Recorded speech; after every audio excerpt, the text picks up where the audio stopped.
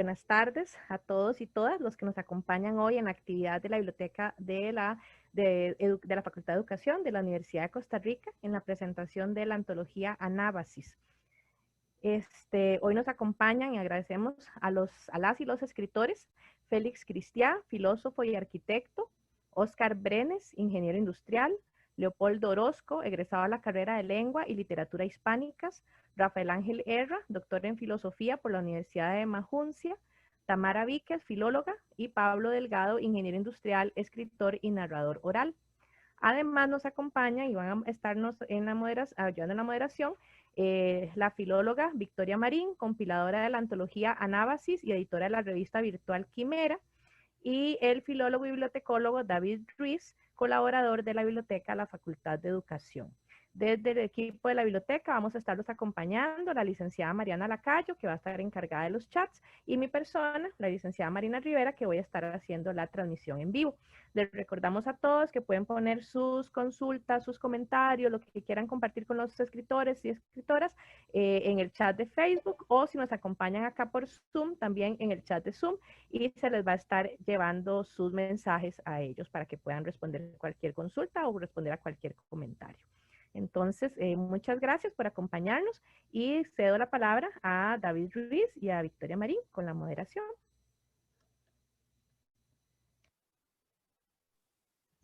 Sí, tengan todos muy buenas tardes, todos y todas.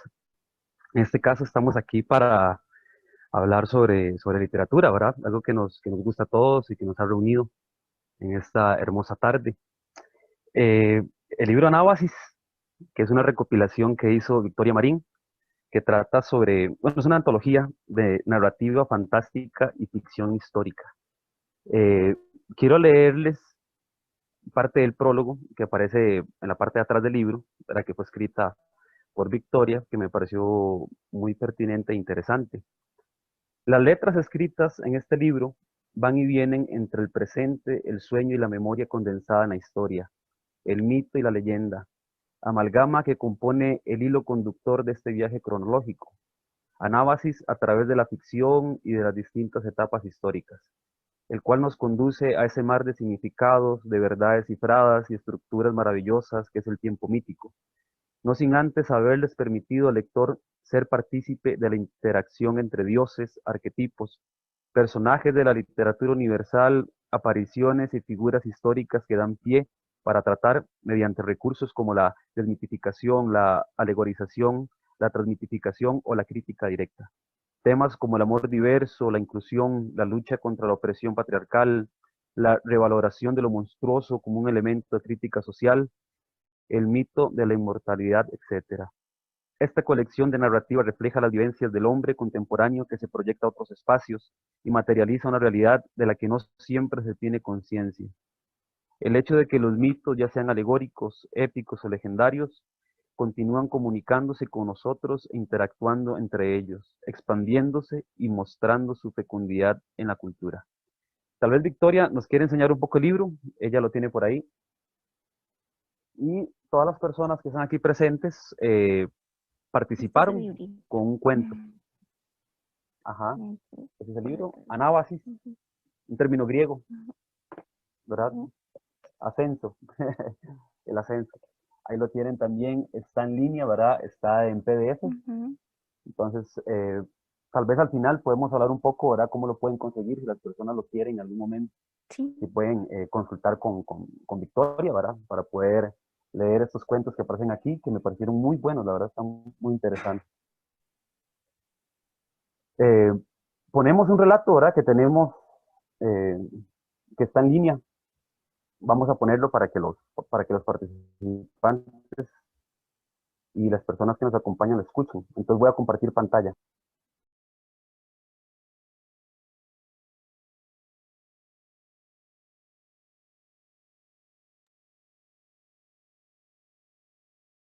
Un pasaje del relato que escribí, Los ojos de Lucrecia, y que fue publicado precisamente en este medio literario. Bien, esta es la lectura de dicho pasaje. Los pasos del caballo se asemejaban al tañido de las campanas de la catedral. El vaho que se desprendía de su nariz por algún rato ocultó la figura del jinete. El fuego de su barba contrastaba con las crines blancas del corcel, largas y onduladas. Los guantes y las botas relucían como el oro. Ostentando su musculatura, el animal, con pasos marciales, obedeciendo a su amo, dio una vuelta alrededor de la bailarina, que clavó la mirada en los adoquines, presintiendo algo anormal, moviéndose ahora con lentitud. Parecía que iba a volar cuando se paró sobre sus patas traseras, cuando relinchó espantando los compases de los flautistas y tamboreros. «Cesare Borgia», murmuró la multitud, «Cesare Borgia». Y la fuerza fuerte de su brazo levantó a Lucrecia depositándola entre su cuerpo y el cuello del caballo, bestia que a todo galope se alejó de la plaza, de la ciudad. Lloraba la noche porque el artista también lloraba y se quedó varios días y noches esperando que apareciera la bailarina porque se había enamorado de su danza y le había atrapado la obsesión de retratarla. Había trazado las primeras pinceladas sobre la tabla de álamo. La arcilla blanca, los huesos molidos, el pincel con el óleo y el esfumato para dar profundidad a las sombras de la cara se habían posado en el álamo, pero para el artista el trabajo no estaba concluido, faltaba la profundidad de los ojos. Es necesario que los vea. Había envejecido cuando el caballo, después de 8 días, la dejó tendida con su vestido rojo en el centro de la plaza. El ángel de las tinieblas, cubierto con hábito de cardenal, el futuro condottiero del Papa, se comió el alma de la pecaminosa, alma contaminada que intoxicará el vientre del lujurioso. Y tú, profanador de ideas, escritor del diablo, consentido de los poderosos, a aquel vil le llamarás príncipe y le dirás cómo gobernar el mundo con las mandíbulas de un leviatán y la magia de un demiurgo. Y tú, salamero de tus amos, tendrás la osadía de esfumar el rostro del jinete perverso en el cuerpo divino del Salvador del mundo, pintor obsceno, futuro habitante de las llamas. Dijo el fraile que bajaba de la iglesia de San Marco, Girolamo Savonarola. La recogieron los flautistas y después de unos días estaba de nuevo en el centro de la plaza, pero se negaba a bailar porque se sentía, por los rumores, arrugada, sin gracia ni sonrisa. No escuches al gentío, solo mírate en este espejo y verás lo que quieres ser. La hermosa bailarina de hace un mes. Con mango plateado e incrustaciones imitadoras de rubíes, igual que el borde del cristal ovalado, el espejo le devolvió la sonrisa blanca y el brillo de sus ojos. Estoy como antes, sigo siendo bella. Pero el artista, desesperado, buscaba infructuosamente los ojos, no los hallaba y esperaba que la danza los devolviera. La multitud corría hacia la piazza de la Señoría. Queremos escuchar al profeta, al líder de la renovación espiritual y purificación moral, al ministro de Dios en la tierra. Él nos mostrará el camino para expulsar la vanagloria, la magnificencia, lo indecente. Corría el maestro detrás de la bailarina sin soltar sus tablas y pinceles. En la plaza estaba el predicador dominico, en el centro de la plaza, sobre unos tablones que lo colocaban por encima de la multitud, con túnica blanca, capa y capucha negras, flanqueado por otros 2 frailes. Hablaba con las manos mostrando el cielo y la tierra. Pensaba el pintor que iba cayendo la noche y que ese día no iba a poder ver los luceros anhelados.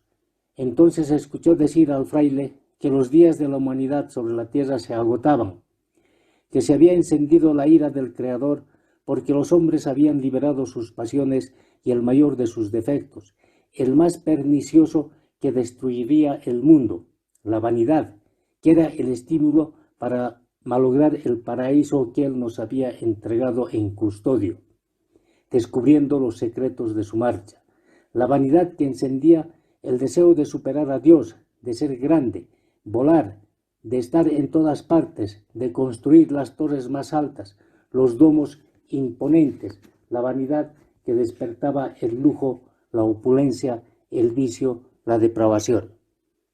Bien, para que puedan leer el relato completo, Les invito a visitar la página web de la revista virtual Quimera. Muchísimas gracias.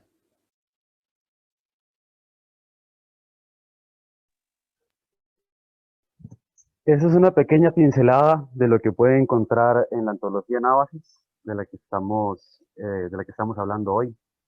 Ahora vamos a iniciar con algunas preguntas y leer tal vez unos pequeños trozos, ¿verdad? De los cuentos que encontramos aquí. Tenemos a don Rafael Ángel Herra, un escritor costarricense muy prolífico, que tiene un libro, ¿verdad?, que es muy importante dentro de la literatura costarricense, como es Viaje al Reino de los Deseos. Saludos, don Rafael Ángel. Mucho gusto y muchas gracias. Muchas gracias a las personas involucradas, comenzando con Victoria, Tamara, que son pilares en la búsqueda de nuevas formas de expresión literaria, que en Costa Rica ha comenzado apenas en los años 80, con algunos antecedentes, y que a pesar de que es, por sus características, una literatura que parece marginal, o por lo menos que no está en el lugar, en el foco de atención, sigue creciendo en importancia y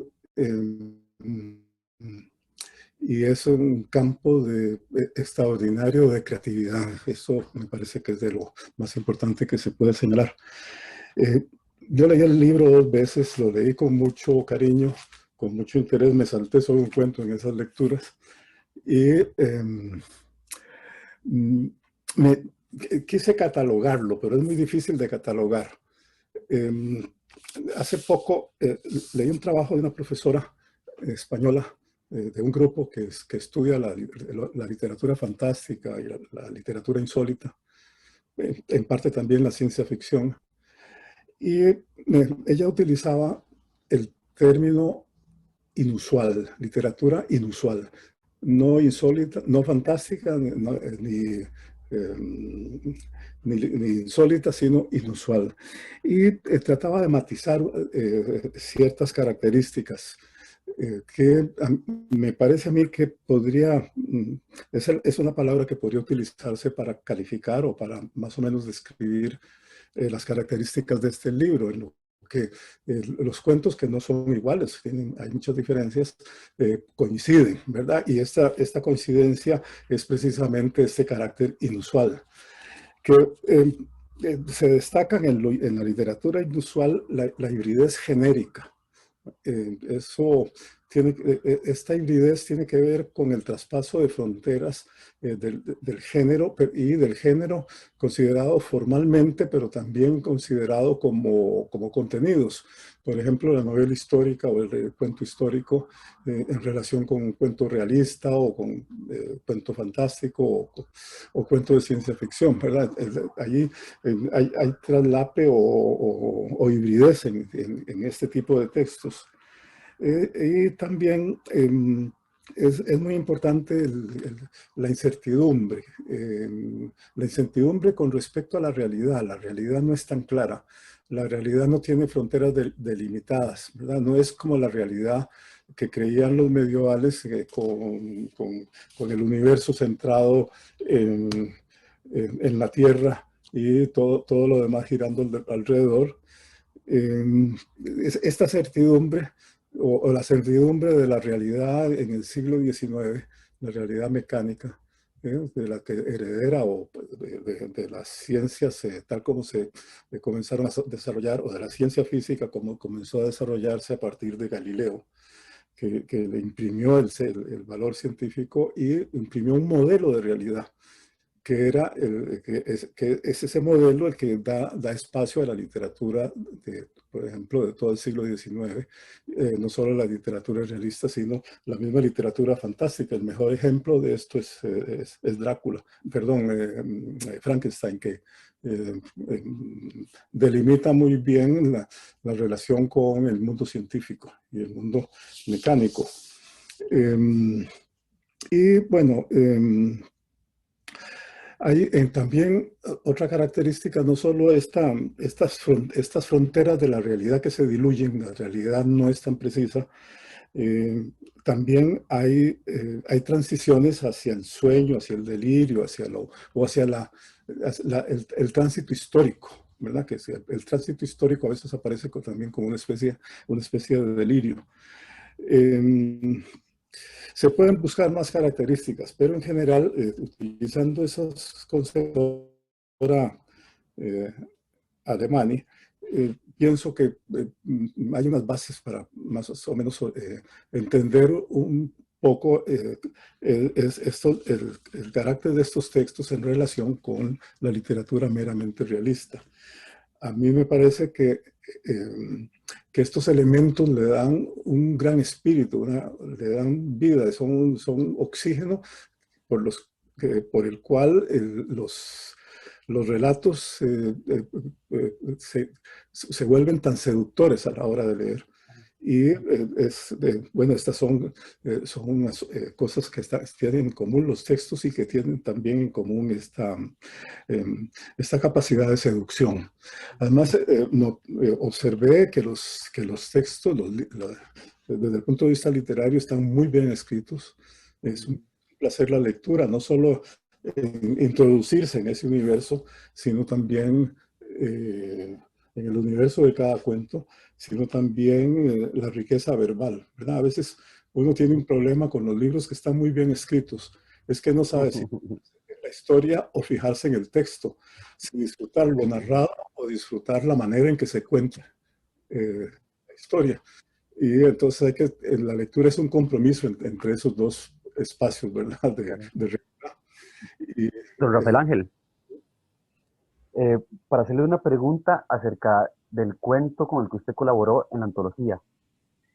Su cuento se llama Cuando Herminia iba a cumplir 70 años. La pregunta, bueno, usted también es doctor en filosofía, ¿verdad? Y tiene gran conocimiento sobre el tema de la muerte, me imagino, ¿verdad? Que es un tema que está presente en este relato, ¿verdad? Y la pregunta va más que todo sobre la desmitificación de la inmortalidad y sobre esta desmitificación si está relacionada a un estado edénico de esa vuelta a los orígenes. Es decir, el cuento se atraviesa mucho por el tema de la muerte, ¿no? Por evadir el tema de la muerte. Nada más le leo un pedacito.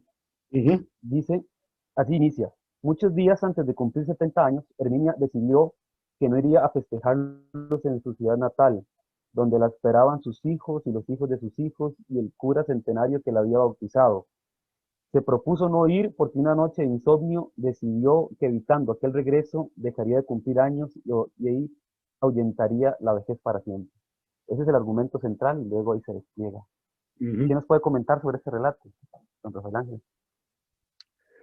El poner al autor a hacer la exégesis de su propio texto siempre es un compromiso, ¿verdad? Pero bueno, es parte del ludismo de la presentación de un libro y está bien. Está bien con el subentendido de que lo que diga el autor es la opinión de un lector más y no habla ex cátedra. No dice, esta es la interpretación definitiva, ¿verdad? No es como un texto sagrado del cual se pretende que haya intérpretes privilegiados que indiquen cuál es la voz de Dios, ¿verdad? Aunque se ha asimilado el concepto de creación literaria o de creación artística a un concepto divino, en realidad eso es una mala praxis de la interpretación literaria. Es decir, el sentido no es tampoco que cada cual invente un sentido distinto, que entonces el libro estalla, ¿no? Ya no. Pero sí hay una especie, en la lectura hay una especie de compromiso entre lo que está ahí, es decir, una organización de palabras y de conceptos y de acciones, y lo que el lector encuentra con base en sus propias experiencias, ¿verdad? Porque él lleva un arsenal también cultural con el cual lee un texto. Entonces, pienso que no es el autor el intérprete privilegiado. Haciendo esta salvedad, yo pienso que en la en la lectura superficial del texto, una lectura profunda sería de otro tipo. En la lectura superficial del texto, o sea, el relato, simple y llanamente, ahí sí, usted lo adelantó, una especie de desmitificación de la muerte, que es un tránsito de aprendizaje en el personaje, ¿verdad? Él trata de huir a la muerte, Herminia, y al final lo asume. Y esto tomó la forma de una caminata siguiendo el sol casi, y una ida y un regreso, que es casi, si ustedes quieren, como el tránsito del héroe en, en el relato clásico.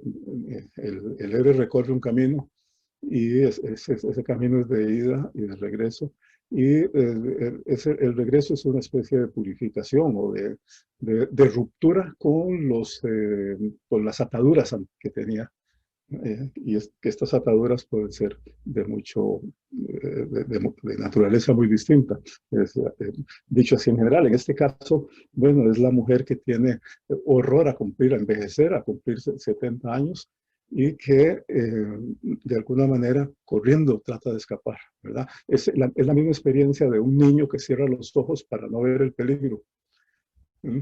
O se tapa, se cubre ¿verdad? Eso lo habrán visto observando chiquitos, es muy frecuente. Refugiarse de esa manera, eliminar la exterioridad, simplemente eliminar el peligro, eliminando lo exterior. Y eso exterior se lo elimina o tapándose con una manta o cerrando los ojos. Don Rafael Ángel, por aquí tiene un comentario sobre este asunto del viaje del héroe. Dice, como en la épica de Gilgamesh, dice Leopoldo Orozco. Sí. Uh-huh. Exacto. En Gilgamesh cumple en realidad todas las etapas del héroe. Que además es una poesía muy bella, ¿verdad? Pero sí cumple, en realidad esa es la primera gran exposición del tránsito del héroe. Y que implica, es una ruptura consigo mismo, es un enfrentamiento con otros, es un desplazamiento, ¿verdad? Y hay un retorno. Pero este retorno, ya el que retorna es otro, en cierto modo, cambiado. Pues eso, yo creo que por ahí podemos convenir más o menos en una pequeña lectura del texto. Muchas gracias, don Rafael Ángel. Ahora tenemos también a Félix Alejandro Cristiá. ¿Está por ahí, Félix? Aquí estoy. Ok. Sí, con Félix.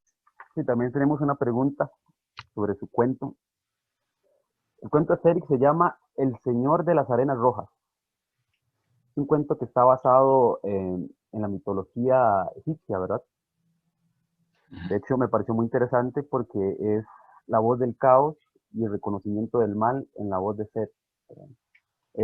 Está bastante interesante, solo que uno tiene que ubicarse. De hecho, uno tiene como que ir un poquillo ya a googlear ciertos personajes, ¿verdad? Porque hay que estar un poco relacionado ahora con Egipto, con el Egipto antiguo.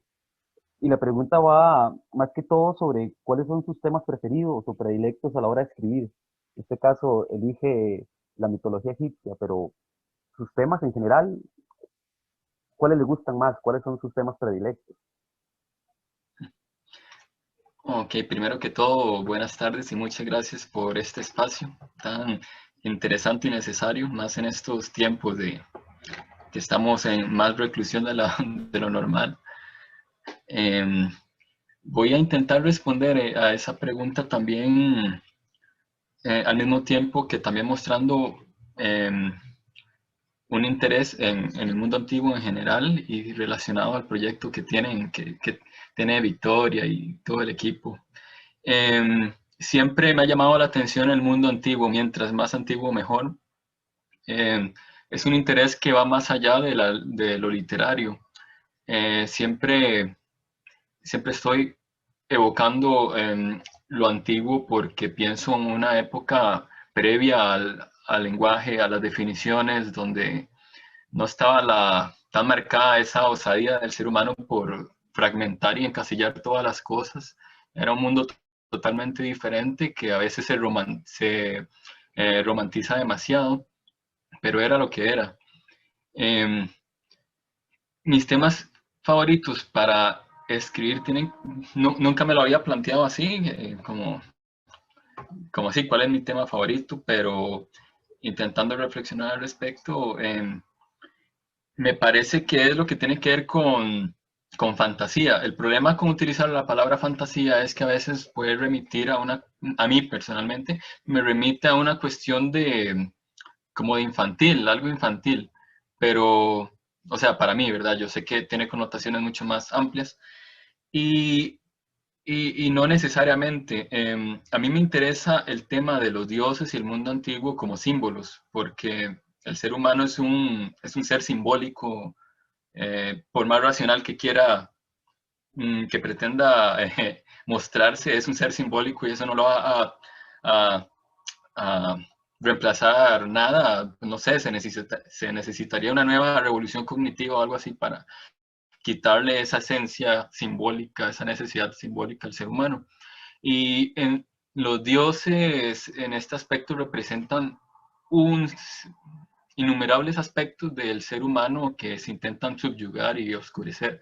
El dios Sed y como el otro también, el cuento en Semíramis, en el cuento de Asiria, representan para mí impulsos que el ser humano tiene que la sociedad intenta sepultar y corregir, pero que no obstante, aunque no se reconozcan, son necesarios. Son los chivos expiatorios de la civilización. Los necesitan apuntar al caos o a la naturaleza maligna de los seres para enaltecer las virtudes del ser humano. Los personajes antiguos, normalmente considerados negativos, son los que más me llaman la atención porque son los que me permiten hacer una reflexión a partir del concepto y el arquetipo que representan, por utilizar esa palabra, arquetipo. El caso de Seth es muy, muy interesante en este sentido, porque si yo me estoy poniendo me estoy poniendo en su piel, por así decirlo, estoy legitimando una usurpación.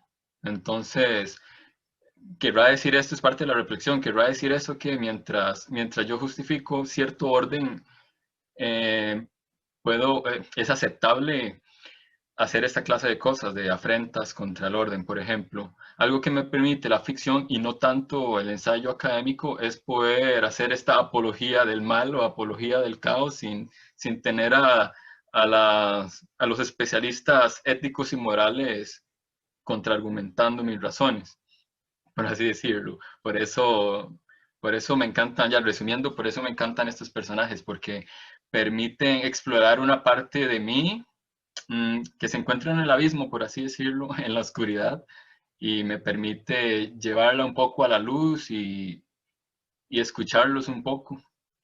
Sí, creo que más que todo. Sí, sí, claro, me parece interesante el cuento porque Seth y Horus viene siendo tal vez esta relación de la que hablaba Nietzsche, ¿verdad? Con Apolo y Dioniso, ¿verdad? O Dioniso, que también tiene que ver con el caos y el orden y cómo funcionaba el mundo antiguo en estas formas un poco dicotómica, ¿no? Y que también es integrar esa otra parte, ¿no? La sombra, por decirlo así, ¿no? Como, me parece muy interesante sí, la reflexión que haces, digamos, en el cuento, porque usted sí retoma como una introspección sobre eso que es oscuro. Me llamó mucho la atención en ese sentido. Y además, que estás hablando, sí, sobre los dioses, estás hablando sobre los dioses, Sed, Horus, ¿verdad? Pero hay una parte aquí que yo marqué que me llamó la atención. Dice, toda historia trágica comienza con la familia. Ellos son hermanos, ¿verdad? Ellos son hermanos y esa parte me llamó mucho la atención. Toda historia trágica comienza con la familia. Y ahí es donde empieza el diálogo, ¿no? Bueno, perdón, sí, la reflexión que hace Seth en este caso. Por aquí, Victoria Marín tiene un comentario. Se dice que en el cetro del faraón se encontraba la figura del dios Set, dando a entender que esa potencia destructiva era necesaria, que el faraón podía ser tan terrible como Set con sus enemigos y que como él representaba también la fecundidad. Recobrar esos asuntos que son más oscuros, ¿verdad? Que a veces se querían tapar, ¿no? Y en la mitología antigua me parece que hay un poco de eso. ¿Algo más que quieras decir, Félix, acerca del cuento? Acerca de tu... Quizá refiriéndome, bueno, tampoco alejándonos mucho del cuento, pero refiriéndome al comentario de Victoria, es interesante que cuando llega la dinastía primera, porque Egipto estaba dividido en dos, ¿verdad? Cuando ocurre la unificación, los faraones comienzan a usar por primera vez la corona doble que representa la del Alto Egipto, representado por Horus, perdón, el Bajo Egipto, que es la del Delta, y el Alto Egipto, que es representado por Set. Entonces el faraón vendría a conciliar esas dos fuerzas destructivas. Inclusive si ustedes ven la iconografía de los faraones en los entierros, tenemos al callado por un lado y al látigo por el otro, así como en cruz. Entonces es disciplina y castigo por un lado y amor y guía por el otro. Entonces es ese intento primigenio, por así decirlo, de unificar dos fuerzas que el ser humano ni siquiera termina de comprender, solo la intuye. La intuye porque en esa época no existía el lenguaje como lo estamos entendiendo hoy en día. Y sí, creo que con eso terminaría mi intervención. Muchas gracias de nuevo. Ok. Sí, tal vez si le gustaría estudiar como egiptología o una cosa así. Sí, bueno, Sí, porque le interesa bastante, ¿verdad? sí, antes de, bueno, así brevemente, yo estudié arquitectura, ¿verdad? Antes de filosofía, Mm. pero mi sueño siempre fue ser arqueólogo. Em, Mi sueño se truncó cuando me di cuenta de niño que yo no podía quedarme con lo que desenterraran, que tenía que dárselo a los museos, entonces perdí el amor por la arqueología ahí. Ok, Bueno, sí, sí, un poco. Académicamente hablando lo perdí, pero lo sigo vigente como podrán, como todos ustedes en cierta manera también, claro. Muchas gracias, Félix. a ustedes. Tenemos también a Tamara Víquez Madrigal y las personas que participaron, ojalá que no se puedan ir, ¿verdad? Que se queden porque luego tenemos otra ronda de preguntas y las personas están participando. Tamara Víquez, sí, por aquí estás, Tamara. Hola, Hola, ¿todo bien? ¿todo bien? Eh,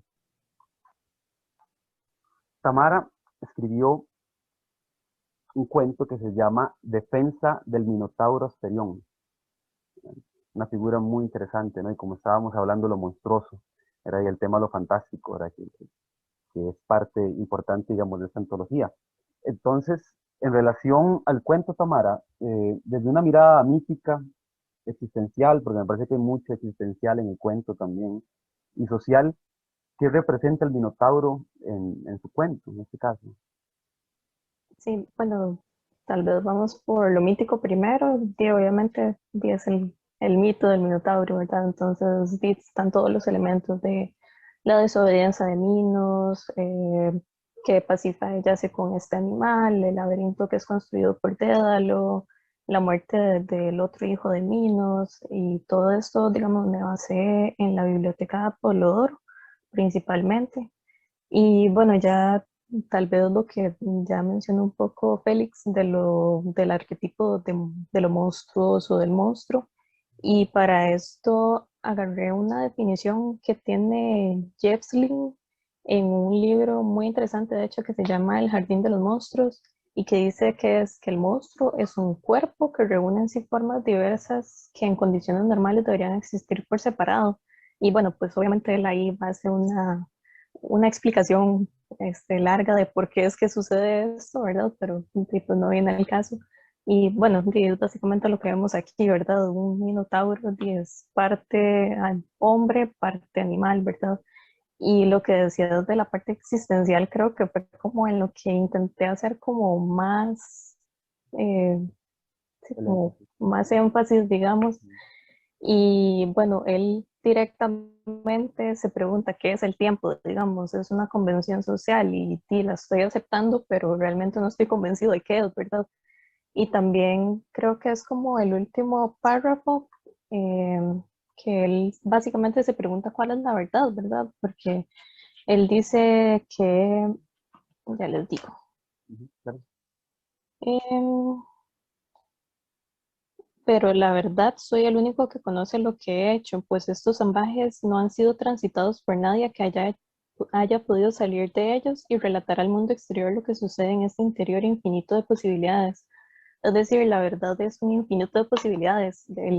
La verdad que está contando él es su verdad, pero también pues, hay otra verdad para lo que es Minos, para lo que es Pasífae, para lo que son los atenienses, para lo que es el mismo Teseo.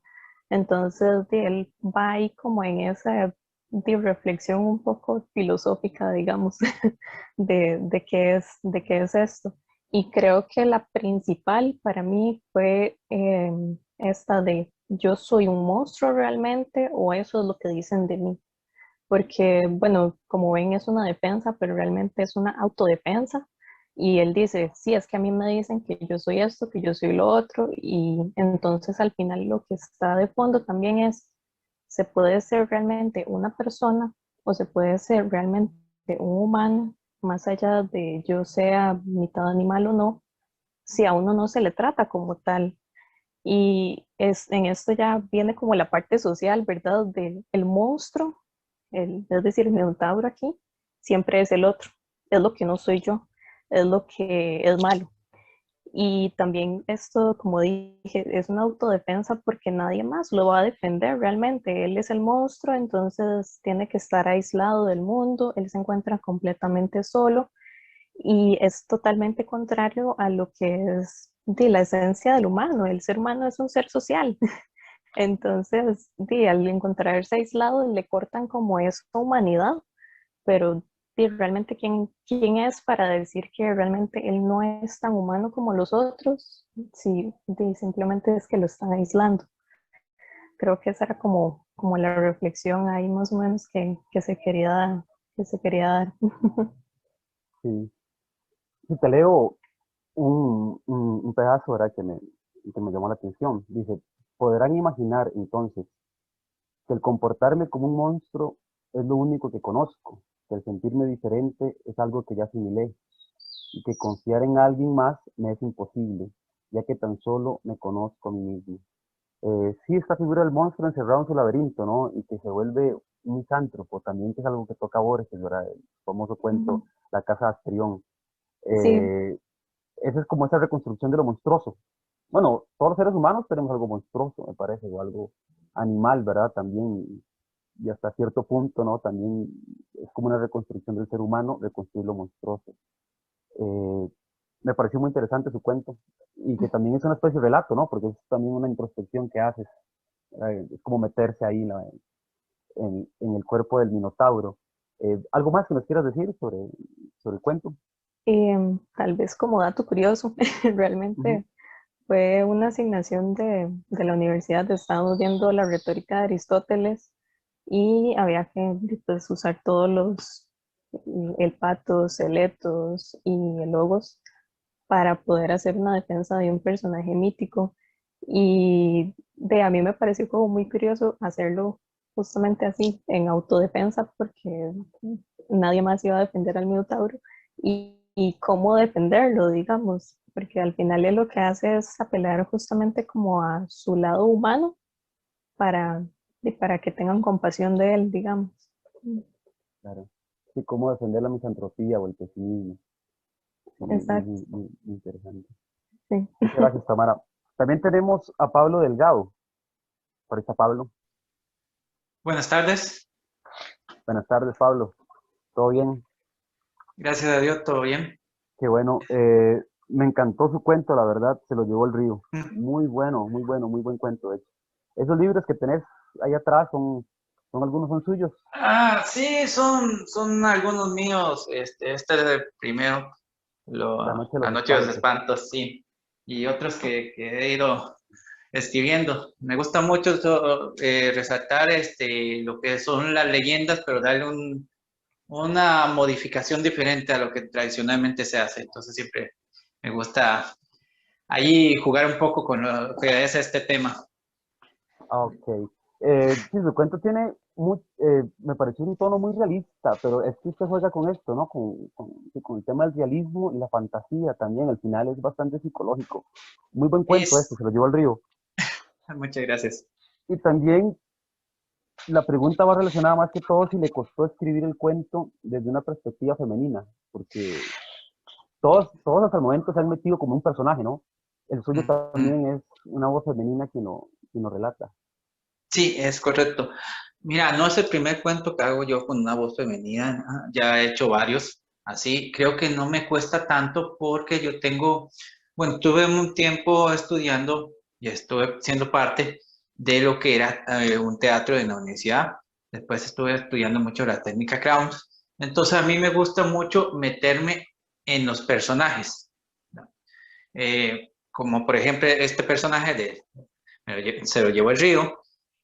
Trato de cuando escribo, uso técnicas dramáticas, ¿verdad? Dramativas, para meterme un poco en la piel del personaje y hacerme pasar por él, ¿verdad? Entonces, siento que nunca me ha costado. Espero que suene bastante bien, porque ya me han dicho de otros escritos que en realidad me sale muy bien los personajes femeninos, nunca he tenido problemas con ellos. Ya los utilizo bastante. No sé, tal vez es esa feminidad que tengo internamente, que aflora, pero sí me gusta utilizarlos. Me parece que para ciertos cuentos se me permite más narrarlos de una perspectiva femenina a una perspectiva masculina, ¿no? Ok. Ahora estaba un poco indeciso si leía esta parte porque es como casi el clímax, digamos, del cuento, pero si me permite leerlo, está bien, para que los demás lo escuchen. Bueno, léalo. Dice, cuando salí a la superficie, me di cuenta de que Miguelito ya no estaba. Lo busqué por todos lados, pero no lo encontré. Estaba a punto de darme por vencida cuando lo escuché. Me arrimé a una casa que estaba cerca de la orilla del río y escuché a mi chiquito llorando. Me asomé por la ventana y allí estaba. Lo tenía una mujer. Seguramente se lo había encontrado y se lo quería robar. Así que cuando ella se fue, yo me metí por la ventana y me lo llevé. Me puse toda contenta. Tenía a mi tesorito, pero no pasó mucho tiempo para que el río se lo volviera a llevar. Y otra vez me lo encontré metido en otra casa. Esa parte está bastante interesante, de hecho. Como el cuento empieza como un poco realista y luego termina con un aspecto psicológico, ¿no? El asunto de la enfermedad que tiene ella. Sí, ¿Algo sí, más que nos sí. quieras contar sobre el relato? Bueno, el relato es un relato fantástico, ¿verdad? Al final, decido que es el lector el que tiene que tomar la decisión de qué tan real o ficticio es el cuento, si es producto de una mente enferma o simplemente son cosas que no se pueden explicar, que llevan más allá de la realidad. Recuerda que cada uno tenemos nuestra propia realidad, cada uno vivimos en nuestro propio mundo, aunque todo el mundo quiere tener la verdad. Es una cuestión de que la verdad es de todos y todas verdades tienen algo de cierto. El tema, la verdad, muy complejo y además que tenemos aquí dos filósofos, a Félix y a Rafael Ángel, ¿verdad? El tema, la verdad, en filosofía, muy complejo. Muchas gracias, Pablo. Ok, Eh, muchas gracias. ahorita seguimos, ahorita vamos llevando el tiempo para que ya podamos dar una segunda vuelta, ¿verdad? Y que nos comentara algo más. Oscar Brenes. Oscar, Buenas tardes. buenas tardes. Un gusto, Oscar. Para mí el gusto. Tu cuento, Gurutiña y los niños. Ujú. Ficción histórica, ¿está bien llamarlo ficción histórica, catalogarlo por ahí? Sí, claro que sí. Ujú. Sí, Gurutiña, de hecho, tuve que meterme un poco a leer sobre el asunto y estuvo muy curioso. Gurutiña, Orotina, ¿verdad? Por ahí. Ahí va el asunto. Si te gusta mucho la tradición aborigen, en este caso, me imagino. Ah, sí, claro, sí, es sobre lo que más escribo. Ujú. Ah, ok. ¿Me puede hablar un poco sobre el personaje del cuento Gurutiña? ¿Quién es? ¿Por qué lo elige como la voz principal del cuento? Claro que sí. Bueno, para entender un poco el contexto, hay que ver a tres personajes históricos dentro de los pueblos indígenas al momento de la llegada de los españoles en el siglo XVI, la colonia. El primero es un cacique que se llama Coyoche, Él es de la etnia Huetar, que se relacionaba mucho también con él, porque hay una tremenda confusión ahí. También es que hay que comprender que el nombre Gurutiña puede ser el nombre original en chorotega, porque Gurutiña fue un líder indígena muy importante del pueblo chorotega. Y también entender que estos nombres indígenas eran españolizados o eran pronunciados de manera diferente por los españoles. Entonces, por el otro lado tenemos también el nombre de Orotina o Orotiña, que inclusive era el nombre con que los españoles catalogaban o nombraban a todos los indígenas que habitaban el este del Golfo de Nicoya, sin importar si fueran chorotegas o si fueran guetares, ¿verdad? Entender también que durante un tiempo, un periodo largo, los españoles al Golfo de Nicoya lo llamaban también Golfo de Orotina. Entonces ahí se deja entrever que este personaje, Gurutiña o Gurutiña, al final era un líder principal. Decían que tenía muchos seguidores y también que era muy rico, que tenía muchas riquezas. Tanto así que en las crónicas españolas se describe que los primeros impuestos los tributos que él entregaba, el primer tributo a los españoles, fue una gran cantidad de oro. Alrededor de esto, posteriormente, Elías León Cartín en su antología recopila leyendas de Costa Rica y recopiló una que se llama Orontes, que también viene siendo, se puede decir que un nombre españolizado de este personaje que es Gurutiña. Y ya entrando en el contexto del cuento, este personaje yo lo tomo porque tanto la historia como él mismo quedan perdidos. O sea, el espíritu de este personaje queda atrapado y no puede trascender y queda atado al lugar donde él vivió, junto a sus riquezas, junto al lugar donde pues tuvo su poblado, junto al lugar donde perdió la vida, el lugar donde educó a sus hijos, tuvo su familia, y el lugar donde libró la última batalla contra los españoles, ¿verdad? Él queda atrapado tanto históricamente como en espíritu, debido a lo que ocurrió en su vida. Hay una frase popular la que tenía la gente que dice, vamos a buscar el indio, y buscar el indio era buscar el oro que ellos enterraron, ¿verdad? Sí, la huaca, la botija. La huaca, ajá, exacto. Esa parte aparece en el relato, ¿verdad? En el cuento. Leo un extracto. No tengo idea de cuánto tiempo transcurrió, pero los dos niños volvieron, con sus risas y juegos y un tanto más crecidos. Fue mágico porque con su nueva llegada también volvió la vida a mi memoria. Recuerdo que fui un gran monarca, un guerrero. Me aprecié a mí mismo luciendo atavíos de oro en brazos y piernas, portando un collar de colmillos de jaguares, pumas, cocodrilos que yo mismo había vencido en combate cuerpo a cuerpo, y me transferían sus fuerzas y facultades. Sobre mi cabeza descansaba un tocado de plumas coloridas de diversas aves, tucanes, lapas rojas, loras verdes, quetzales. Interesante el personaje Gurutiña. La verdad no lo conocía. Me puse a investigar un poco y cómo está relacionado con el término orotina, en este caso. ¿Algo más que nos quieras decir sobre tu cuento? Preferiría que los lectores lo busquen y sean ellos mismos los que lo disfruten y lo lean. No quiero hacerles spoiler, nada más que la enseñanza final, o al menos el criterio que yo tengo de cuál es la enseñanza, es que la vida es efímera y es muy cambiante, ¿verdad? Era un monarca muy poderoso y estaba en guerra con los vecinos, con los huetares.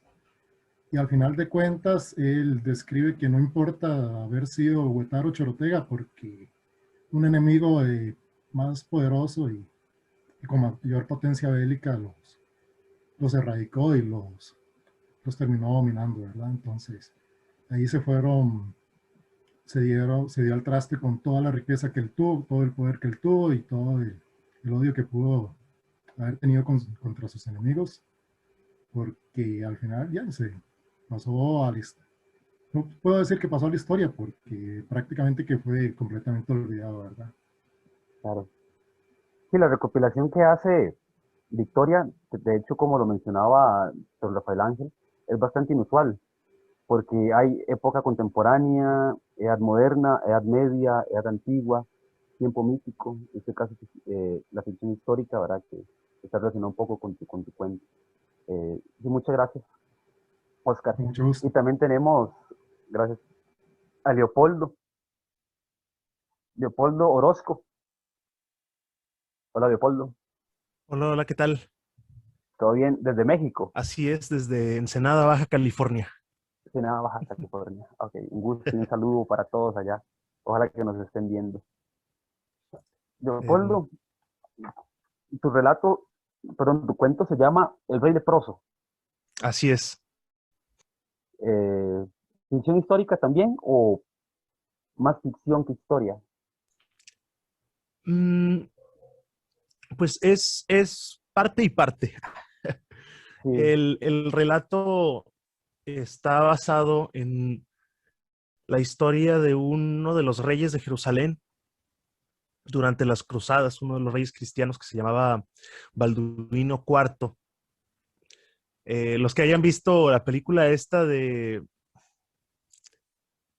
Cruzada, recordarán al personaje, ¿no? De un personaje que tenía una máscara como dorada, ¿no? Y yo vi esa película cuando yo era niño y a mí me intrigó bastante esta figura, esta idea, ¿no? De un rey que simboliza, ¿no? Como la pureza y la divinidad en la tierra, que guía a un pueblo, pero que este mismo personaje tuviera lepra, ¿no? Tuviera una enfermedad que tiene una connotación como tan terrible, tanto como para la salud de la persona, como en el sentido como del ostracismo social eh, que, que carga, ¿no? La idea como de impureza, ¿no? Es un rey que debe ser el personaje como el ser más puro de una sociedad, con la enfermedad más impura, eh, simbólicamente, ¿no? Para los tiempos antiguos. Y entonces a mí me fascinó como esta idea, y también porque pues pensar en un rey de Jerusalén que está a cargo de las cruzadas, ¿no? Y que quiere recuperar Tierra Santa de los musulmanes, y me pareció como una idea como muy irónica, ¿no? Que en ese momento, pues para una sociedad habrá sido como difícil la idea de que su rey tuviera lepra, ¿no? Como si fuera un castigo de Dios, ¿no? O sea, ¿por qué Dios castigaría al rey que está liderando la campaña para vengar a la cristiandad de los moros, ¿no? Y a mí me fascinó este personaje, esta idea, este símbolo. Y entonces, pues escribí este cuento también eh, no sé, en una idea como también que estuviera como marcado por un dejo como de humor negro, ¿no? Como de burla, de juego, que pues marca el texto, ¿no? Y su configuración. Eh, y pues yo, cuando lo escribí y descubrí la revista que lideran aquí las compañeras, pues yo pensé que era un cuento que pertenecía a esa revista, ¿no? Y siento lo mismo en esta antología, ¿no? Yo siento que este cuento pertenece a esta antología y a este proyecto, eh, por el que yo estoy muy agradecido. claro, sí, el cuento atraviesa un poco por el cinismo y cómo a veces se necesita cierto humor para enfrentar la vida, ¿verdad? En situaciones muy difíciles. En este caso es el rey, pero tiene lepra. Leo un extracto. Le pedí que me hablara de la guerra, de su nacimiento prodigioso, de su maldición. A pesar de tener solo 21 años, lo percibía infinitamente más sabio que yo. Me hizo pensar en una especie de Alejandro Magno en descomposición, cayéndose a pedazos al igual que su reino. Esa parte sí, exacto, lo que decía, ¿no? Como este cinismo, ¿no? Esta sátira. ¿Algo más que nos quieras mencionar? Me, me gustó mucho el humor negro también que tiene. Al final también cierra con una especie de broma que el mismo rey hace, ¿verdad? ¿Algo más sobre el cuento? Pues sí, esta idea como del humor negro y de la ironía a mí me parece como importante, precisamente porque toda esa situación es muy irónica, ¿no? Cierto punto, como por ejemplo, como podemos pensar en La trampa 22 de Joseph Heller, ¿no? O El arcoíris de la gravedad de Thomas Pynchon, ¿no? De novelas en las que se satiriza un momento tan difícil y tan oscuro, ¿no? De la historia humana, ¿no? O sea, pensar que es a cierto punto como imposible reírse en una situación como esa, ¿no? Eh, en la que, pues, como decimos aquí en México, te está llevando la que te trajo, ¿no? Y es, yo siento que es como importante pensar en que muchas veces las cosas que a nosotros nos preocupan a veces resultan ser muy absurdas, ¿no? Y eso se puede ver aquí y en China y en Jerusalén, ¿no? Pues antes que nada, a mí me gustaría agradecerles a todos ustedes por su, pues, de entrada a los colaboradores por su pluma extraordinaria. O sea, a mí me maravillé con cada uno de los textos que venían en la antología. Lo digo genuinamente, me pareció una excelente antología hecha por excelentes escritores. Y de entrada, pues también a todo el proyecto de la revista Quimera y a todos los compañeros costarricenses que me han mostrado desde el principio una hospitalidad inmensa, ¿no? Y no sé, una calidez por la que yo siempre voy a estar agradecido. Entonces, muchísimas gracias. Muchas gracias, sí, Leopoldo. Sí, la risa a veces como, bueno, sí, ayuda bastante a ser resiliente, ¿verdad? En situaciones difíciles también. Por ahí está don Rafael Ángel Herra. Yo creo que tenía que marcharse. Aquí estoy. Aquí está. Ya vamos con la segunda vuelta y para hacer un cierre, entonces, don Rafael Ángel, unas palabras de motivación para las personas que nos están viendo. Usted ya es una persona de experiencia que tiene muchas publicaciones, es muy prolífico y con excelentes obras. Y también una motivación para la gente que está intentando escribir, ¿verdad? Y a veces escribir es fácil y no lo es, me parece, ¿no? Tiene ese péndulo. Una motivación para el público y para los nuevos escritores. Bueno, voy a comenzar con algo de humor. A mí ya me toca muy pronto la vacuna. Coronavirus. Estoy en el grupo que sigue ahora, después del personal médico. Y voy con varios estadios adelante de ustedes, seguramente. Bueno, esto quiere decir que uno ha recorrido más camino. No quiere decir que le haya sacado todo el provecho que siempre al final se da uno cuenta que debió haber cumplido de mejor manera. Como dice Hegel, el búho de Minerva emprende el vuelo a la caída del crepúsculo. Es decir, que al final del camino es cuando se ve todo el camino recorrido, si no, la realidad no se discierne siempre de manera clara. Entonces, esto lo digo porque ustedes, a todos les gusta escribir, algunos seguirán escribiendo, lo harán con más intensidad. Es importante, lo digo como con el interés de comunicarles experiencia de vida, simplemente, que tengan muy claro el proyecto y que esta claridad les sirva para ir dando pasos desde el punto de vista de cómo se instalan en el mundo editorial, en el mundo de los lectores. Eso es externo a la escritura. Con respecto a la escritura misma, yo pienso que uno tiene que ser fiel a su estilo, o sea, a la manera espontánea en que a uno le sale escribir. Esa forma espontánea es lo que debe elaborar y trabajar mucho para ir construyendo el estilo. De esta manera conoce mejor los instrumentos, conoce mejor, desarrolla mejor el oficio. El lenguaje es un mundo inmenso, es ilimitado. Y cada día descubre uno más y mejor las capacidades que tiene la palabra.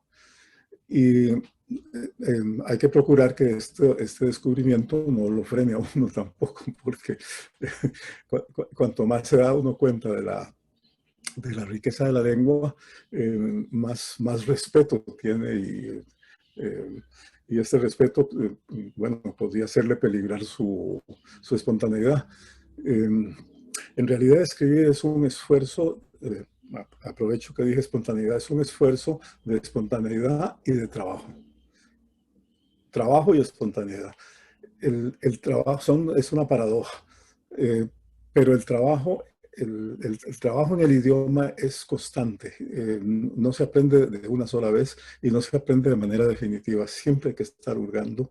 El lenguaje lo convoca a uno, ¿verdad? Entonces, esa es una manera. Por ejemplo, la actitud con respecto al adjetivo. ¿Cómo trabajo yo el adjetivo? Poner adjetivos es de lo más difícil en la escritura, porque uno tiende a malinterpretar la fuerza de un adjetivo. Mi profesor Constantino Láscaris en aquellos tiempos me decía que en algunos casos un adjetivo que pretenda reforzar más bien debilita. Un hombre muy grande es menos grande que un hombre grande, aunque parece que el muy lo haría más grande, ¿no? Bueno, es un ejemplo muy ingenuo, muy sencillo. Pero la cuestión es en la arquitectura del texto, ¿cuál papel le da uno a los adjetivos y cuál le da a los adverbios, que son los términos más peligrosos en el uso estilístico de la lengua? Yo hice un experimento en uno de mis libros que se llama El sexo fuerte. El libro y el cuento principal se llama igual. Esas son unas 50 páginas en donde deliberadamente no usé un solo adjetivo, y es adverbios solo de tiempo o de modo o de espacio, pero sin carga emocional. O sea, no hay un solo término o adjetivo, adverbio que tenga una función emocional o aumentativa, ¿no? Y el texto, yo tengo la impresión de que el texto crea sentimientos, crea sensaciones, crea fantaseos, y hurga en la conciencia de los personajes sin necesidad de los adjetivos. Pero bueno, eso fue un experimento. A mí me gusta mucho experimentar en la prosa y lo he hecho desde el principio. Mi primera novela fue La Guerra Prodigiosa, que es una exploración un poco barroca en una Alejandría supuestamente es historia imaginaria, con algunos elementos reales, una Alejandría del siglo V, entre cristianismo y paganismo, y un personaje que se pasa combatiendo con Lucifer durante toda la novela. Bueno, ahí experimenté muchísimo. En novela fue mi experimento más agudo y más peligroso también. Entonces yo les digo, como en síntesis, como consejo, porque ustedes están en la lista más atrás en la vacuna, entonces que no suelten la autocrítica. No se den por satisfechos nunca. Siempre hay que afinar el instrumento y hay que estar alerta por dónde camina uno. Y lo otro, que no se esfuercen a imitar, a escribir con estilos a los que no se sientan inclinados, salvo si quieren hacer parodia, ¿verdad? Por ejemplo, en un diálogo presentar personajes paródicos, entonces imitar un estilo o imitar otro. Pero eso ya es un juego y eso también eso exige un esfuerzo intelectual de aprendizaje y conocimiento de los autores a los cuales se quiere imitar. Por eso, para hacer la parodia. Pero bueno, estos son instrumentos que se van haciendo ustedes de acuerdo con sus deseos. Consejo final, autocrítica siempre. Muchas gracias. Yo me tengo que retirar, me perdonan. Y espero que esta no sea la última presentación. Sí, no. Ojalá que lo podamos tener de nuevo, claro. Que pronto aparezca otro libro. Claro. Sí, muchas gracias por compartir con nosotros y por su gran trayectoria. Entonces, estamos a la orden con Rafael Ángel. Muchas gracias. Que disfruten. Por aquí hay un mensaje de Luz Morán. Dice, saludos desde México. Felicidades a escritores jóvenes y talentosos. Muchas gracias por lo de jóvenes. Asumo la palabra. Soy el europeo. Félix, por ahí estás. Sí, aquí sigo. Ok, Félix. Una reflexión final, principalmente sobre el tema literatura, bueno, arquitectura, filosofía, ¿verdad? Pero estamos tratando, sí, literatura, una motivación para las personas también que están intentando escribir, importante también para las personas que buscan leer, ¿verdad? A veces ocupamos ser buenos lectores para escribir bien también, ¿verdad? Una reflexión final. Sí, bueno, tengo dos, intentaré ser breve. La primera es un poco ponzoñosa, espero no ser muy polémico, pero me gustaría que todos y todas las personas que se estén interesando por el mundo literario y todo eso, que se pregunten cómo está la situación literaria de textos en donde viven, en sus países, y qué es lo que creen o pueden hacer para mejorarla. Pongo el caso específico de Costa Rica, que tanto es la trascendencia cultural literaria costarricense. Yo tengo mis opiniones, por supuesto. Tal vez Leopoldo no tenga un caso muy diferente porque la trayectoria mexicana literaria es abismalmente diferente, por así decirlo, para no decir otra palabra. Pero en Costa Rica, yo personalmente soy un poco pesimista. ¿Qué es lo que ocurre con las editoriales? Tantas que hay, ¿qué es lo que ocurre con los escritores y escritoras? ¿Están unidos o no lo suficientemente unidos? ¿Qué es lo que ocurre con las instituciones que velan por las cuestiones de la literatura en el país? Para cerrar esta parte, bueno, el proyecto que dirige Victoria, Tamara y Vincent, pues de cierta manera arroja una luz muy favorable sobre estas incertidumbres mías que les vengo a mortificar a ustedes. Lo otro es un poco parecido a lo que dijo don Rafael. No solo me concentraré en la parte de la autocrítica, sino en la de el miedo al rechazo. Hay que acostumbrarnos a que vamos a ser rechazados a cada rato. Yo logro una publicación en alguna revista literaria, una de cada 15, 10 rechazos, por ejemplo, y de eso se trata. Hay que aceptarlos bastante bien. Al principio puede ser frustrante, pero más bien ahora en mi experiencia personal es hasta lo que me espero, digamos. Llega un correo y es como, sí, otro rechazo, continuemos. A veces hasta le dan consejos a uno de cómo mejorar y mejor todavía. Entonces, es tomar los rechazos como lo mejor que le puede pasar a uno hasta conseguirlo estar donde uno quiere estar. Es más o menos, esos serían mis dos mensajes y muchas gracias de nuevo por el espacio, la colaboración y todo. Muchas gracias a usted, Félix. Pues sí, estamos caminando apenas en Costa Rica, ¿verdad? Con el tema de las letras, tanto en filosofía, ¿verdad? Como en literatura. Ahí lo importante es seguir avanzando. Para Tamara. Dime. Tamara. Una reflexión final, Tamara, sobre lo que estamos hablando, ¿verdad? Sobre literatura un poco, ¿verdad? Sobre la importancia de escribir, la importancia de la cultura, seguir por ese camino. Ya lo mencionó Félix, ¿verdad? Si tal vez Costa Rica apenas estamos ahí avanzando poco a poco, ¿verdad? Y tal vez el panorama puede parecer a veces muy oscuro, pero hay que intentarlo igual, ¿verdad? Una reflexión acerca de tu labor como escritora y una motivación para los demás.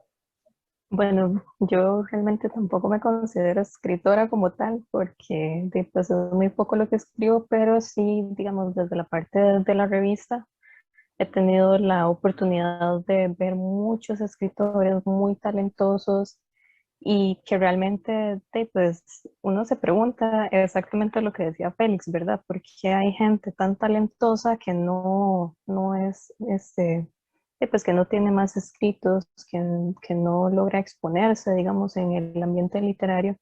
Y pues yo creo que siempre va a ser una lucha, va a tener sus altas, sus bajas, pero yo creo que más allá de eso es no rendirse, es seguir luchando. Nosotros desde la revista intentamos, ¿verdad?, visibilizar un poco lo que es la parte cultural de leyendas, mitos, que como decía Rafael Ángel al inicio, no es algo de lo que normalmente se escribe, mucho menos acá en Costa Rica, pero que siempre va a haber oportunidades y tal vez como para verle la parte positiva de este lado, siempre van a haber oportunidades, siempre van a haber diferentes personas que le van a ayudar a uno, que le van a enseñar también a uno cómo superarse, cómo mejorar, cómo pues, posicionarse también en este ambiente y de quien quiere empezar, pues por algún lado tiene que ser, ¿verdad? Entonces, quien realmente quiera estar en ese ambiente, pues que adelante, ¿verdad?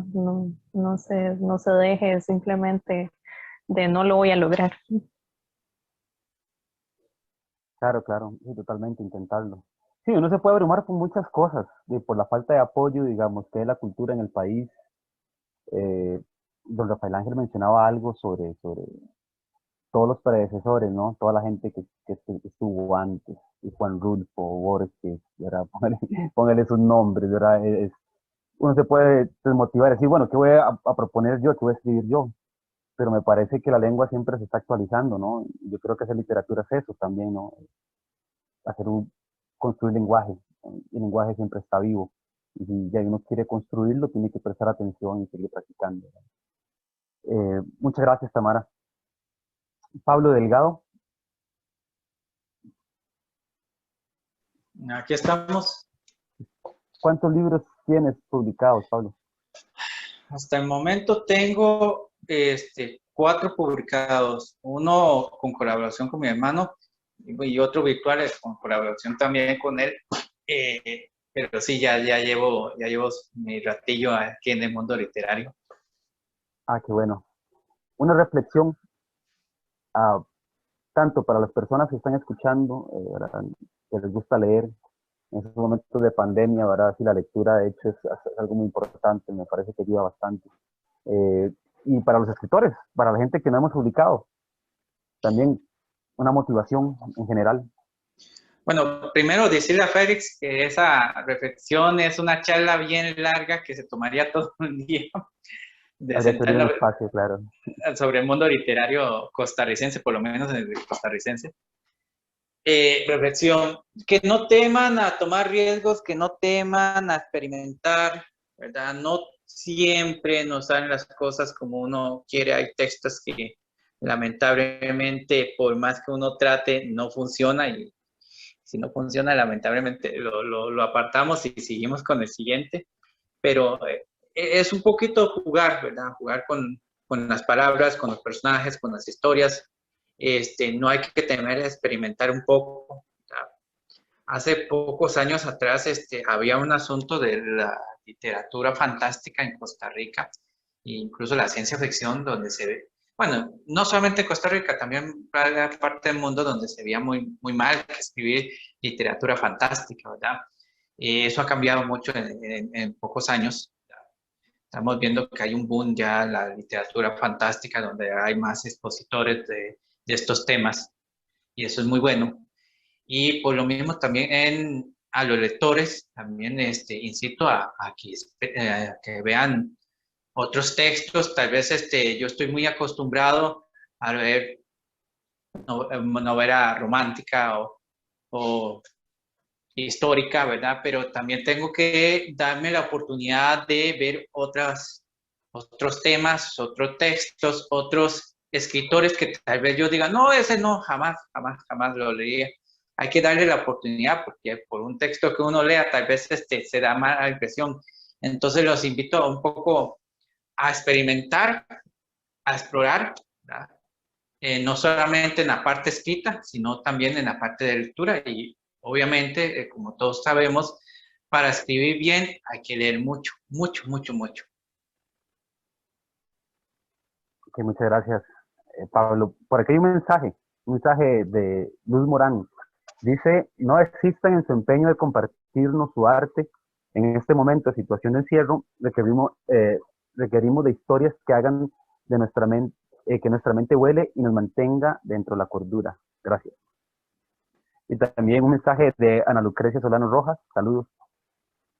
Y lo que mencionas es muy interesante acerca de lo fantástico. Y de hecho, siempre ha habido un poco de discusión, ¿no?, entre lo fantástico y el realismo. Que a veces si lo fantástico está poco comprometido con las realidades sociales, ¿verdad? Es una de las críticas que se le hace. Pero en fin, son manifestaciones diferentes de la literatura. Seguir intentándolo, exacto, me parece que sí, eso es, ¿verdad? Y seguir esforzándonos, por supuesto. Tenemos también a Oscar Brenes para hacer una reflexión. Oscar. ¿Verdad? Perfecto. Una reflexión final, Oscar, sobre la labor del escritor, sobre la importancia, ¿no?, de seguir escribiendo historias, de recopilar, ¿verdad?, historias importantes que podemos compartir con otros. Una reflexión.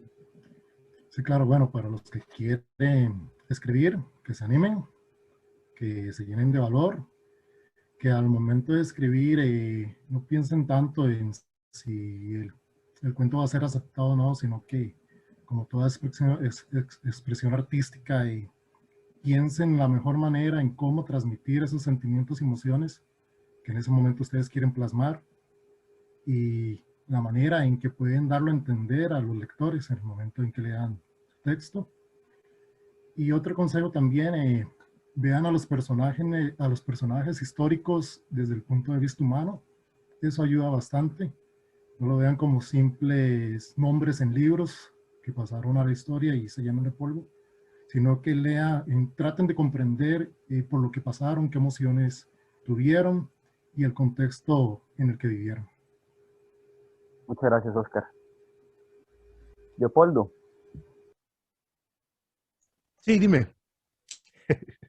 Una reflexión final sobre literatura, sobre proyectos que estás pensando, no sé, en fin, un poco sobre tu labor o proyectos que tengas y también una motivación para las personas.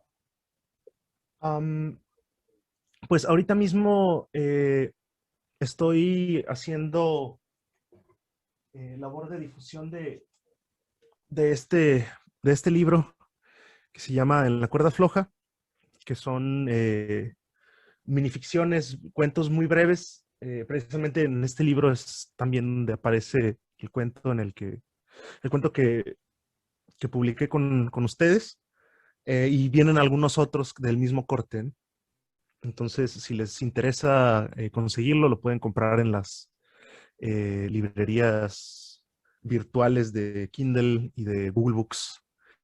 Y a mí me llamó mucho la atención este tema que trae a colación Félix en torno a los ambientes culturales y los ambientes, como las dificultades que encierran para los escritores jóvenes, ¿no?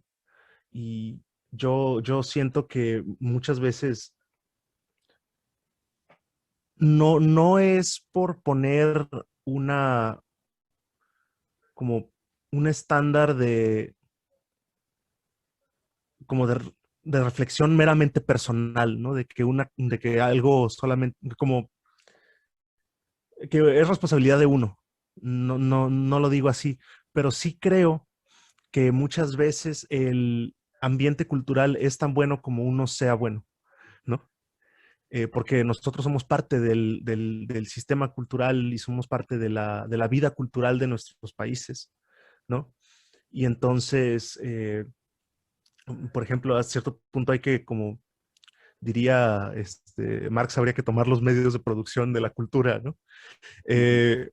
Si, por ejemplo, si no nos van a dar un espacio en, en las instituciones culturales o en las grandes editoriales o tal, pero nosotros creemos en lo que estamos haciendo, hay que hacer el espacio nosotros, ¿no? Y sobre todo, un medio literario siempre va a subsistir siempre y cuando los proyectos culturales independientes puedan trabajar en conjunto, ¿no? Y por eso yo hago la encomienda a los compañeros de la revista Virtual Quimera y a todos los escritores y escritoras que están en esta mesa, a que precisamente a que sigamos trabajando, porque un ambiente literario, porque si no estamos contentos con el ambiente literario que existe en nuestros entornos, hay que crearlo, ¿no? Hay que crear ese ambiente que nos guste y en el que se trabaje como nosotros queremos que se trabaje. El ambiente literario es tan fuerte como nosotros lo seamos. Y pues eso se da tanto, pues se da en todos lados, ¿no? Aquí en México también tenemos nuestros problemas en cuanto al financiamiento, en cuanto a, digamos, riñas culturales, pero uno también siempre va a ser tan buen creador como las metas que uno se pone, ¿no? Y entonces siempre hay que seguir leyendo y hay que seguir siendo ambiciosos en cuanto a nuestra capacidad como autores de llegar a, a escribir también como como nuestros referentes, ¿no? Creo que eso es lo importante. Hay que seguir leyendo y hay que seguir apoyándonos. Sí, muchas gracias. Muchas gracias, Leopoldo, por su reflexión. Bueno, lo que tocó Félix, al parecer, sí abrió todo un espacio ahora para discusión. Hasta podemos tomar un día, ¿no? Desde aquí, desde este medio, desde la Facultad de Educación, para hablar sobre ese tema y prepararnos mejor, ¿verdad? Pero muy interesante. Como buen filósofo, y nos dejó ahí una pregunta. Por ahí está Victoria. Hola, sí. Hola, Victoria. Usted como la compiladora, digamos, nos va a dar un cierre, ¿verdad? Y nos va a hablar un poco de cómo estuvo la composición del libro, cómo contactaste a los escritores, ¿verdad? Cómo los contactó y demás. ¿Cómo fue la elaboración también para cerrar? Ok. Bueno, en primer lugar, quiero agradecerles a todos los escritores, los que están aquí presentes y los que no pudieron asistir, y también al equipo de la Biblioteca de Educación que nos han apoyado muchísimo. Y bueno, para responder a esa pregunta, este proyecto surgió de Revista Virtual Quimera, eh, también de la inspiración de unas clases sobre mitología en la Universidad de Costa Rica, pero sobre todo surgió de una concepción de la vida y de la madurez del ser humano que se encuentra a sí mismo al ejercitar la mirada doble.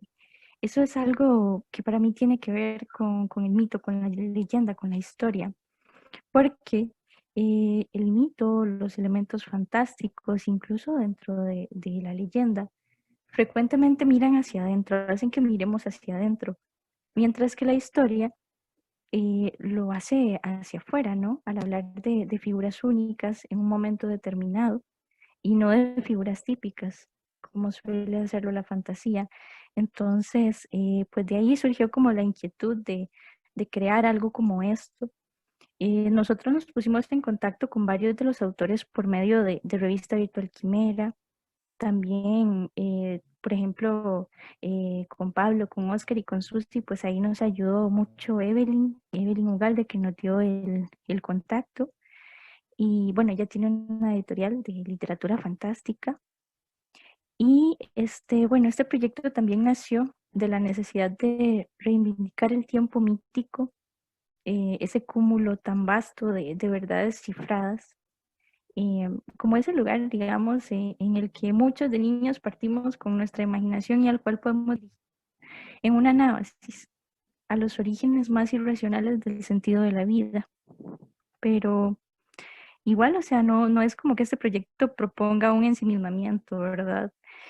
Al contrario, yo creo que presenta muchas historias que no son seguras, en el sentido de que muchas narraciones denuncian y muestran la naturaleza problemática de la vida, conflictos básicos a partir de la historia, la leyenda y de estructuras míticas que hemos visto mucho en esta actividad, que están en el libro, como el viaje al inframundo, lo monstruoso, etcétera. Entonces, pues yo creo que eso sería.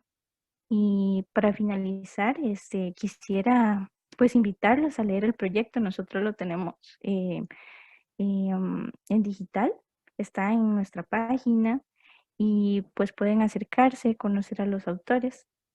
Y pues también si quieren la versión en EPUB, nosotros la tenemos, solo que esa sí tendríamos que pasarla por correo porque por alguna razón no nos carga en la página. Yo creo que es un problema de la plataforma en sí. Pero bueno, ahí también está en bibliotecas, en la Biblioteca de Educación, en la Biblioteca de la Facultad de Letras, entonces de ahí lo pueden encontrar por esos medios. Por acá hay una consulta de Mariana Lacayo para Victoria. Esta antología es dedicada al profesor Rafael Gómez. ¿Se podría Ah, referir a esta dedicatoria? sí, o sea, con mucho gusto, de hecho. Yo se la dediqué al profesor Rafael Ángel González Marín, porque precisamente este señor es una persona a la que yo aprecio muchísimo, de la que aprendí muchísimo. Tamara es testigo de que en serio yo disfrutaba muchísimo con sus clases, Tamara también. Y él nos enseñó mucho sobre estructuras míticas y a ver los relatos desde otra perspectiva, los relatos latinoamericanos. Entonces, pues, él tiene mucho mérito y por eso está ahí en esa dedicatoria. También hay un mensaje de Benito Orozco Serna. Dice, bien dicho, bravo, esperamos poder tener acceso a esa antología. Muchas gracias a todos. La verdad es que su participación fue muy valiosa. Esperamos tenerlos otra vez por aquí. Nosotros estamos haciendo actividades siempre desde la Biblioteca de Educación, ¿verdad?, de la Universidad de Costa Rica. Entonces esperamos tener un proyecto de nuevo, ¿verdad?, y que puedan estar por acá acompañándonos. Bueno, dice aquí Benito Orozco Serna, ¿qué significa anábasis? Bueno, en el sentido que nosotros lo usamos, significa un viaje tierra adentro.